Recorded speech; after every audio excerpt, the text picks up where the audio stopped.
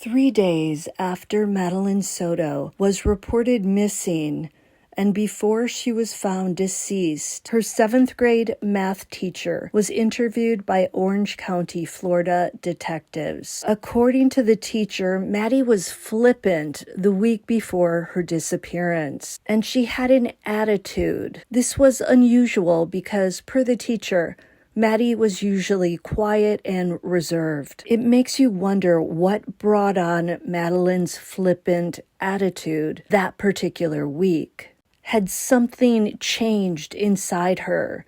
Something that emboldened her to be flippant instead of reserved. The teacher also said that over the previous 7 months, Maddie had asked to see her counselor 3 to 4 times. It makes you wonder, did Maddie ever confide anything in the school counselor? I would guess that she did not, because I believe the counselor would have had a duty to report it if Madeline had confided that she was being essayed. The teacher also said that Maddie was failing her class and not turning in her homework. It sounds like Maddie was pretty much zoned out in the class and definitely not driven to excel or even to do an average job. Does this mean that her mother, Jen Soto, was not encouraging her to get good grades or to seek tutoring if she was failing? The teacher also said that Maddie could be chatty at times with the other girls in class, but in general,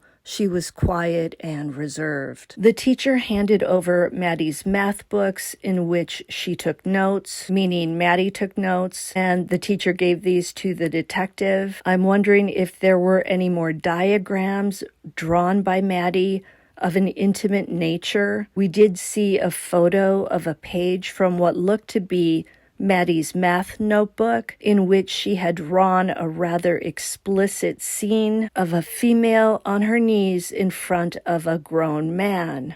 You get the idea.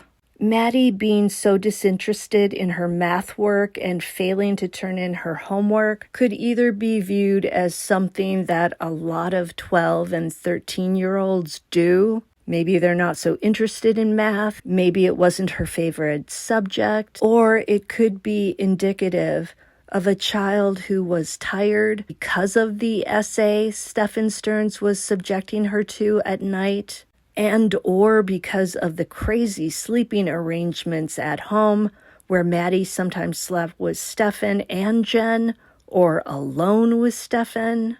I'm imagining that it had to be very difficult for a young SA victim like Maddie to be at school with kids her own age who weren't experiencing this same type of trauma. I'd imagine that Maddie became pretty good at hiding what was going on.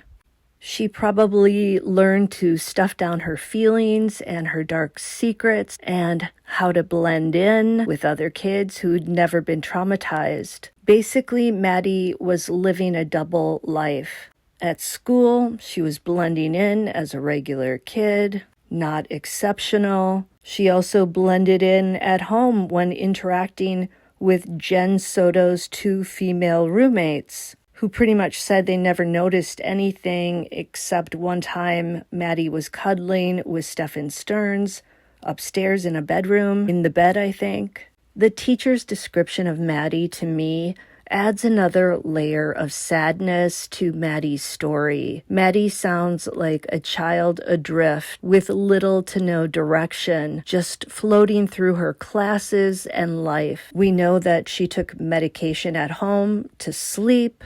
We also know that she took Adderall to help her with her focus, medicated, likely emotionally numb due to the essay. Maddie sounds like she was headed toward problems, academic problems, and emotional problems. It's tragic that none of the adults who crossed her path noticed that she needed help. It doesn't sound like there was any adult that she felt she could trust and confide in. Francis Hunt for OCSO case 24-011313. Can you state your full name? Linda Madeline Rasmussen. How do you spell your last name? Rasmussen. And then what's your birthday, Linda? 4/17/1967. What's a good phone number for you? Do you mind if I get just a little bit closer to you? So that sure. Thank you. Cool. The phone sometimes doesn't pick everything up. Cool. So, what's your role here? 7th grade. I also teach Eagle Express in the morning tutoring. Okay. And for how long have you worked here? This is my 8th year. Wow. Were you a teacher before? My 9th. Okay. You know, sometimes it gets like that, right? How long have you been a teacher for? My 8th, 9th year. I work for OCPS now well over 15. Okay. I started out as a substitute teacher, then I became a physical education para. Okay. Left for a year and a half, worked as director over at the Chick-fil-A, then came back as teaching. Oh, wow. Yeah. You've had a long and varied career. So, in total, what you said, 15 years Yeah. here at OCPS about. Gotcha. All right. So, you teach 7th grade regular. In any of your class periods, do you have a young lady by the name of? Yes, she's in my 4th period. Okay. She's 4. Right after lunch.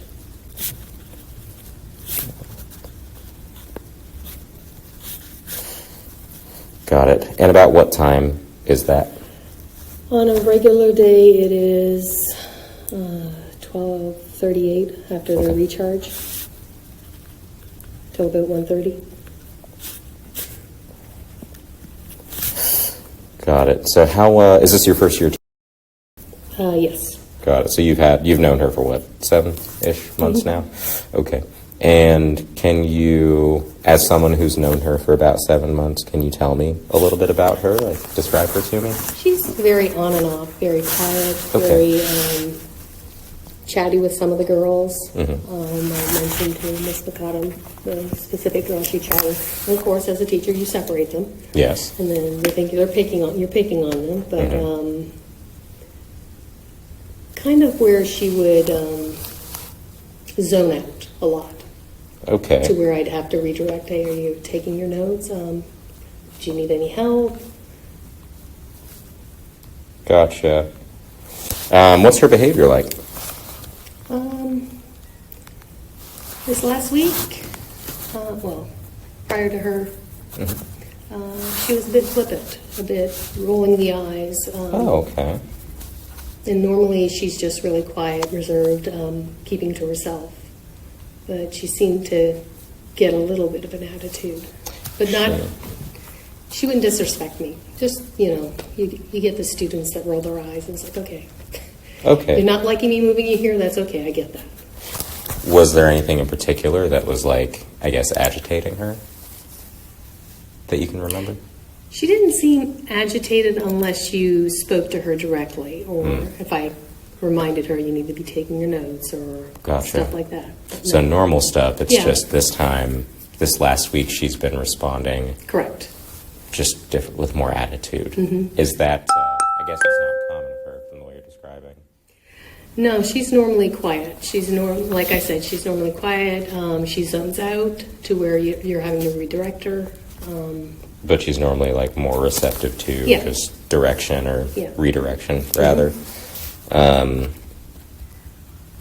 Okay. I even made a comment to Miss Rivera, and Miss Rivera would look, we're going, because I have Miss Rivera, she's the co-teacher for the ESC students in that class. Okay.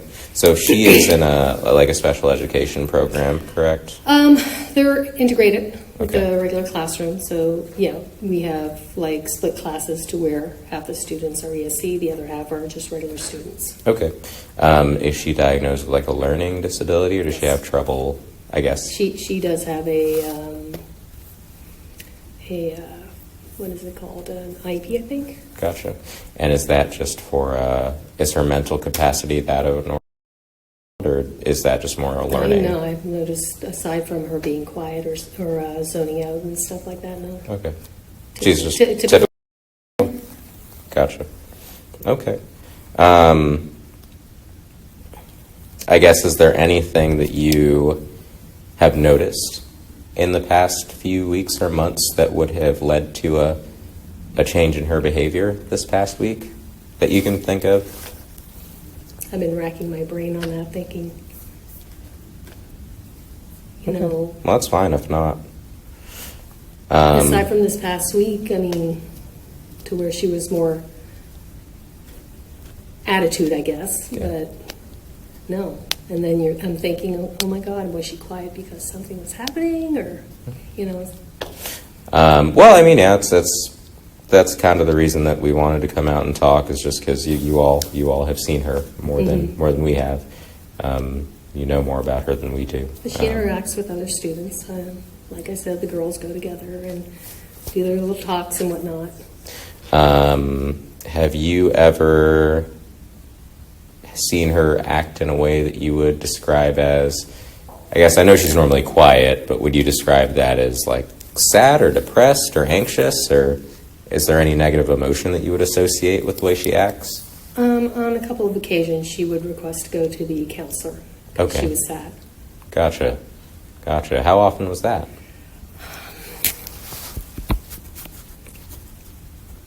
Not a huge amount of times. I mean, maybe in the time that I've had her, 3-4 times, to where Okay. if I would redirect or whatnot, she would shut down and get upset. And I would ask her, do you need to go see the counselor? And she said yes. Did she ever say like what she was upset about at that point in time, or? No, Okay. nothing. Okay. So as far as your observations of her daily behavior, if I'm understanding you right, it doesn't sound as though you would describe anything that she did as particularly sad or depressed, other than the times that she said she was upset and she wanted to go see the counselor. And when she did, she didn't necessarily give a reason. It was just not feeling great. But that was less than 5 times in Yeah, the I would past say 7 that. months. Okay. And I don't think it was in the recent, I'm trying to think. I think that was prior to the holiday break. So Was the not last even time, yeah. all that Not even recently. recent. How are her grades in your class? Currently, she's failing. Okay. She's not turning in work. Okay. Even classwork that she does in class, she doesn't turn it in. And it's typical for a lot of the students, like, okay, you got to turn in your work. Okay, we've got 2 weeks left in the quarter, and then they start pushing them in. But, you know. Has she always been that way since starting your class, or is that more of a recent shift? More of a, she's doing it more than what she used to do it. Okay. And has that been like a gradually progressive, she's turning in Getting less it and worse, less yeah. and less, or has there been like a definitive shift of, she Turning was it in. doing okay and then all of a sudden she wasn't? She's been like borderline to where I'm not sure if it's because of the IP or not, but if I give her a test, I'd have to redirect her. You need to focus on your test. It takes a lot Got it. longer than Yeah. typical Okay. 7th grade student to do that. But Got it. yeah, recently she's not been turning in anything. And has she ever expressed wanting to hurt anyone else or hurt herself? Or I know you would have reported it, Yeah. if she had said something, but has she ever said anything that indicated to you that that's something she thinks about? Harming anyone else or harming herself? Oh, no. Okay. She's never verbally said anything. And does she argue with the other students at all? No. Okay. Sounds like a pretty easygoing kid, Yeah. for the most part, to be honest. Let's see what else I got here.